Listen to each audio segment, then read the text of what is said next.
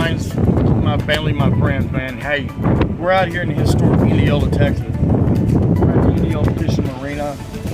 This place has the Texas historical marker on it. This was the actual port back in the 1800s. That would come in for the cattle, and they would bring all kinds of foods for the people that live here. And then I think it was 1842. They had the state capitol right here, Capital, Texas. This was, I think, 1840 or 1842 is when that happened. And then another hurricane come in, and they had the Capitol sitting on the, if you look right here, where that yellow house is, that's part of the bay that goes back out to Indianola Bay. And so just off to the left of that house in that white truck, there would be a courthouse. And that courthouse would be demolished by the hurricane of 1865, I think it was.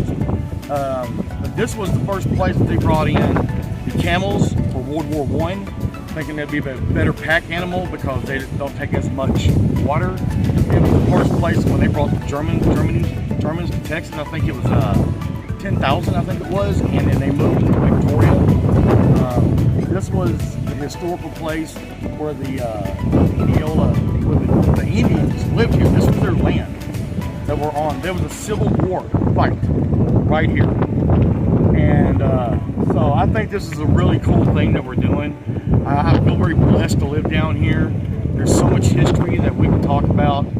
And man, the reality of it is this is an amazing place to fish. Would you swim? No, I wouldn't swim. I have waded in the water, but I'm very sketchy about that because I know the sharks that are in here. Plus, you get a flesh-eating bacteria disease on your foot that you have to deal with for about the last 6 months.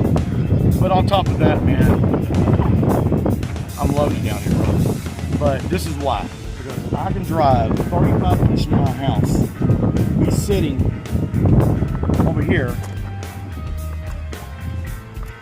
at the old canal port. This was the old canal port. Indianola Port of Canal. On this side, on the left of the port, at the Indianola Bay area, was a ship that came in 1665, I think it was, and I want to say his name was, he was French, and I want to say it was the Lamarck. I believe that's the ship that sank out here. It came in, and I believe it was because what he was doing, he was looking. Huh? LaSalle. Huh? LaSalle. LaSalle. Thank you, Nick. Yeah, it was LaSalle. So LaSalle left this boat here with a crew, and they were going to open this port. They were trying to get to the Mississippi River. They missed it by about 700 miles. So he went ahead and said, okay, we're going to use this here. So he goes in, he puts the boat out, and he goes back like he's going back around to Florida, okay? In doing that, going around like Florida, he landed right here in Texas. So when he left to go back, a storm came in, and nobody was attending that boat. And that storm sunk that boat out there, the LaSalle boat. There's been pirate boats that are out here in the Matagorda Bay, and I so want to go just do the history of it and go to it. Oh man, I think that would be awesome. But check this out. Let's go inside. So my goal today, I would love nothing more to target the shark. And I'm going to use my rig the way I like it. I'm going to use the thing that I think is going to be best. I'm going to make the play. It's going to be big. We're going to go inside the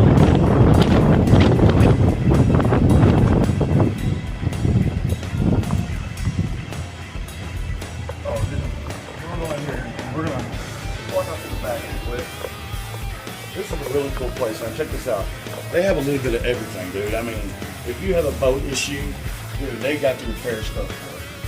They even got the kids swimming stuff. What's even more cool if you turn around, they have their apparel. I mean, look at this. The hats, the Indianola hats. Indianola hats, dude. I mean, look at that. These ain't cheap, man. These are nice hats.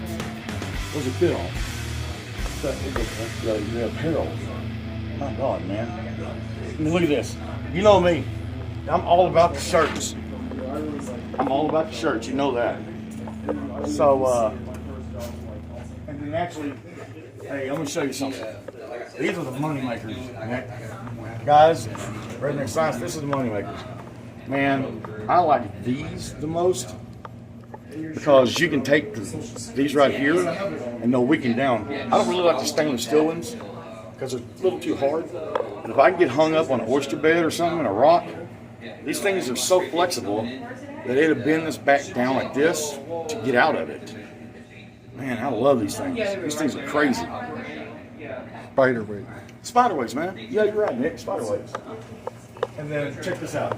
The popping rigs of all popping rigs, man. Come on, let's talk to Daddy about this. Come on, Redneck Science. Look at this. Are you serious? Carolina rig, popping cork. They got it going on, dude. Look at this. All custom. All custom. All custom popping gear. Look at that. Got your flat weight catfish rig. Dude, look at that. That is so amazing. It is. You know, I'm proud of what they do here. I'm proud to say that I come here. I mean, look at the flat weights. You got 5 ounce flat slider weights. Yep. So when that fish hits it, he can still feel it, but it slides. And it's pretty good for, I mean, I can catch gar on that. I can catch gar. You got your normal leader here? Yeah, I'm trying to find if they have a good shark leader. Oh, you want a good shark leader? Yeah, I want a good stainless. Here's a stainless right here's one right there. That. All right, but it doesn't have a popping cork, but you're not going to use the popping cork with that. You see, Redneck Science family, because of how thick this leader is right here, that's why it's so good for a shark. Right. Because if you were to take something, let's say, of this nature here, it's monofilament, and he's going to cut it just as thick, but it's not as strong as this leader here. Right. Because. But this is a bad to the bone leader, dude. This leader right here will make it happen. That shark can grind on this leader, even in the oyster, and you're not going to lose them. So check this out. Man, they got a little bit. I told you they had a little bit of everything.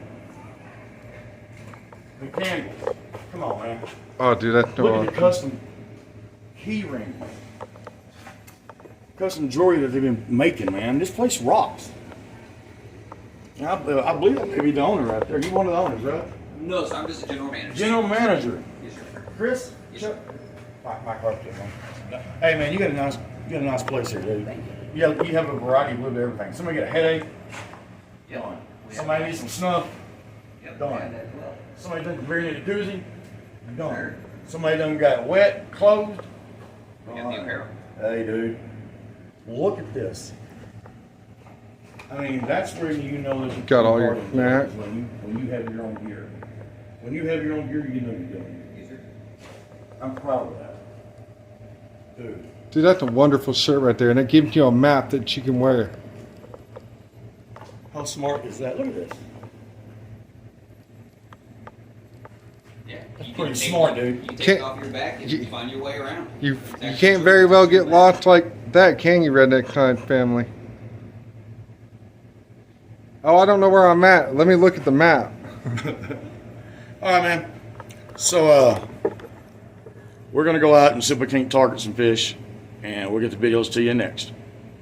Fish on.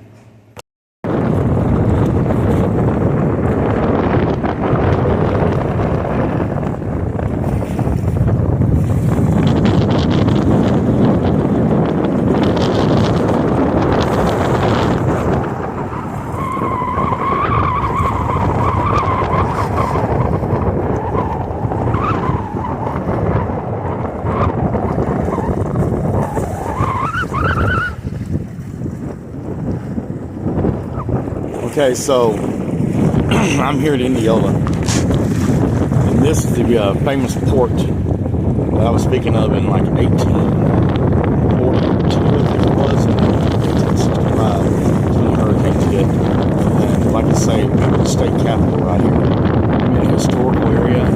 This is the port. They would bring the ships in. There's a channel that runs about, maybe 40, 50 feet and it went way back here in the back of the deltas this way. This here opens up to the Matagorda, and if we go back this way and shoot out and come back up to the left, there's an opening. That'll take you to the Gulf of Mexico, and then come back around Matagorda Beach right here. On the other side, there's an island. It's a long peninsula type island. And the Gulf is just past that little island over there. And I wish I could get to that little point right there. But right over here where these birds set is loaded with bait fish. And so I've been told today that they've been catching big sharks, big reds.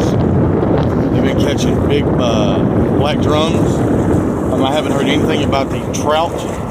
So we have a challenge. We got a challenge today. The wind's going probably about 15 to 20, I'm guessing. The waves ain't too bad, but it's going to be a heavyweight day, and we're going to see if we can't get on them. All right? Until next time, fish on. Oh, Nick. Foul hooking the catfish. I want you to look at this. You know what? Oh, that catfish over here. Look how you hooked him. Right by that fin. Right into that fin. Look at that. That's the only thing holding it, man. Yeah. Hang on, right there. See it? That's crazy. All right. Well, that counts as one anyhow.